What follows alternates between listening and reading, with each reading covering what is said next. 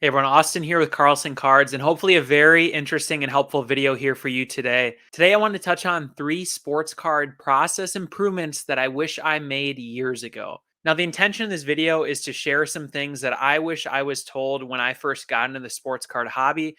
I had to find out about these things from word of mouth, maybe a year or two into collecting and running an eBay store, that sort of thing. And these are things that I wish, again, somebody had told me. So I figured it was time to bring up the video, maybe share some of these things that'll be helpful to those of you who are listening. And that's my goal here. If you can take away one thing that's going to save you time or money, that's the biggest goal. I really hope you can. And I hope you find something interesting in this video that you didn't know before. Now, if you're new here, you're probably wondering, who's this dude? Why is he telling me ways I can save time and money? My name's Austin. I run a YouTube channel here, an eBay store, and I really enjoy collecting football cards specifically. My background is actually in mechanical engineering when it comes to work. So I have a big passion for this space in terms of increasing efficiency of running your business or collection or hobby, however you want to go about this. I really want to help you guys save time and money and quit wasting time because we're all busy and we want to spend it with family or with our cards instead of doing things we don't want to do, like listing or shipping, that sort of thing. These tips are all going to help in that regard. A couple photos to share here. My wife on the top left. It's our first card show we went to. I joined the hobby about 3 or 4 years ago. I have a lot of fun setting up at shows with her. And I even do run a show here in Wisconsin on the top right. So just want to show a little bit of background, get a chance to know me. I'm not an expert by any means, but these are, again, tips that were very, very, very helpful for me that I wish someone had showed me a long time ago. And of course, the eye candy on the bottom left, that's my top 10 non-Peyton Manning cards. So hopefully you can take a look at those a little bit. So my first tip that I wish I had known a lot earlier is to upgrade your printer and buy sticky labels as soon as possible. So touch on the printer in a second, but first and foremost, if you don't already use sticky labels, it's time to start, guys. This is the best improvement I ever made when it comes to shipping sports cards. Now, what these sticky labels are, you can see a photo on the top right. Essentially, you can buy standard printer paper. It's sectioned off in the middle, and you have space for 2 labels that you can print and peel off, just like a sticker that you would stick on anything. Now, what's crazy about these labels, this is just an example of a listing I found on eBay, and I'll link all this stuff below. I'll just link the search so you can find these things if you are looking for them and want to pick anything up. Now, what's crazy here is for $55 approximately, again, from the listing on the left, I use 55 just to keep an even number. You get 2,000 labels, again, because there's 2 per sheet here. Now, that would be approximately 2.65 cents per label. Now, if you factor in the amount of time it takes you currently to tape on a label to your box or padded envelope, I guess it would be about 30 seconds for me. That means I could do 120 per hour if I did not stop and just kept going like crazy. 120 labels would save you an hour of your time. And if you times that by the cost of the labels, you're paying $3.18 per hour of your time to no longer have to fumble with tape and get each side of the label, that sort of thing. So my big point here is we are all busy. Value your time. If you don't already use these sticky labels, I would highly, highly, highly recommend it. Whether you're shipping 5 items a week, 20, 50. I mean, I would recommend this no matter what. You don't have to buy 1,000. There's smaller sizes you can buy out there. The other thing here is, if I didn't even factor in the cost of tape, if you factor in the cost of tape, this is pretty much a no-brainer. I mean, 120 labels, you're probably talking about a roll of tape, which costs about $2, $3 anyway. So this is one thing that I wish I knew a lot easier because it's such a sanity and time saver if you're shipping a lot of cards online. Okay, back to the printer now. So something I wish I had done a lot earlier is upgrade my printer to a laser toner printer. When I first started selling on eBay and online and buying and collecting cards, I had a standard kind of inkjet printer that could print in color, right? But what's annoying is these printers, if you're aware, they will do everything to get your money. I had one where if I was low on a color cartridge, I couldn't print in black and white. It was completely absurd. So I would be going to Staples maybe 2, 3 times even a month sometimes just to pick up ink. And it adds up. I mean, they're really expensive. A little cartridge was $10, $20. Now, what I decided to do eventually was just upgrade to a laser printer. And so what I did, instead of continually buying ink, I went and bought a Brother HL L2370 laser toner black and white printer. Now, I think I bought mine from Staples for maybe $150, which sounds like a lot.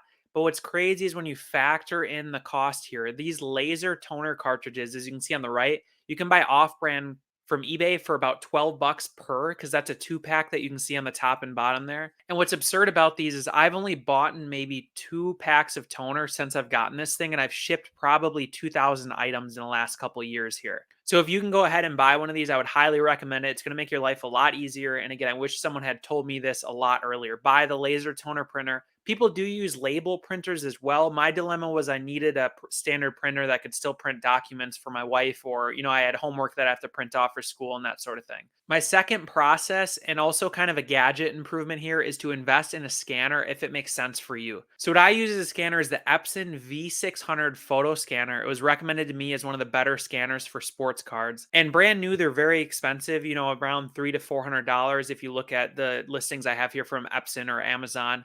But what I did was actually buy one off of eBay for, I think, $200 all in. I just checked eBay now, and there's still a bunch around that price point, like 200 to 250. It's, again, sounds like a lot, but for me, this really, really helped my process. And I'm going to explain why in a second. A huge benefit of these, instead of taking photos and listing online or posting to Instagram with photos that you took off your phone of your card with, you're messing with the bad angles, the lighting, all those issues. These scanners are crazy because you can do 4 graded cards at once. You can hit a button, it'll print 4 scans within like 30 seconds. You flip them over, you do the same thing. These photos kind of show an example here. What I love about this is the quality is immense. If you look at my eBay store or my Instagram, every single photo is from my scanner or from PSA scans that they provide. And I've noticed a big uptick in sales. It's really helped there. And then I really do like the way my Instagram looks as well.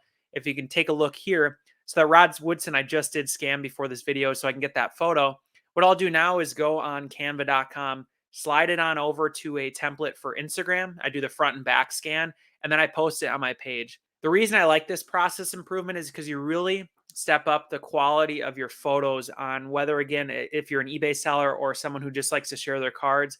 And I think it really goes a long way. There's nothing wrong with anyone who can't afford a scanner or hasn't or just likes to take photos with their phone. But I've really noticed that I tend to lean towards eBay listings that have a clear photo like this, or Instagram pages that have really clean designs. I personally really makes me happy. I love looking at the cards and not having to worry about the blur and stuff. So to me, this is an option for you guys if you're considering it. Again, it very much ramps up your photo taking skills and makes listing on eBay a lot quicker. The other thing I kind of told myself too is, yeah, it's $200 for a used one here, but I can always resell it if I end up not liking it, or a year from now I don't end up using it. So I always kept that in the back of my head as well. One final thing to keep in mind, I've noticed myself using this a little less because PSA does provide scans themselves. So if I list on eBay and I have a graded order, I'll download the scans. Like the Rod Woodson here, for example, does have a scan. But then if you look at another card here, a Drew Brees that I just scanned, on PSA, it didn't have a scan. So I had to go and make one myself. Hypothetically, again, I was listing these on eBay. They're for my collections. They're not going to be on there. But if I was, I would just scan it and then list it myself. But my point being here is keep in mind that PSA does have these. So if you get an order back, I would just download all those. You don't necessarily need to scan them with your device unless you want really consistent background color or something like that. Final process improvement that is probably obvious in hindsight, but I think a lot of people don't do this, is to bulk buy your padded envelopes. On the right, I have a listing from Walmart. It was the cheapest I could find online. You could buy 2 smaller size bubble mailers for 79 cents a piece. Whereas on eBay right now, this is, again, just a random listing. This is the one that I had recently bought.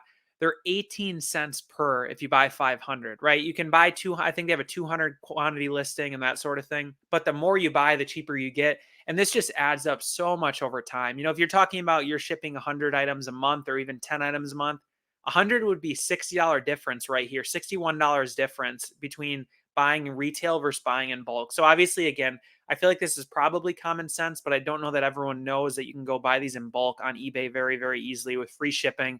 They're at your door within 2 to 3 days.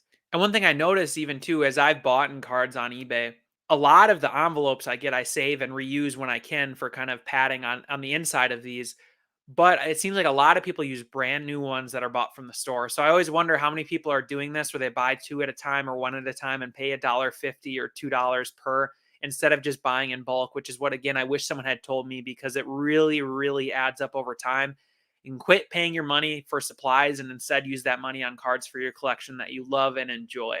So quick one here today, but I hope it was really helpful. Feel free to subscribe if you enjoyed and you aren't already. And thanks so much for tuning in. I'll see you next week.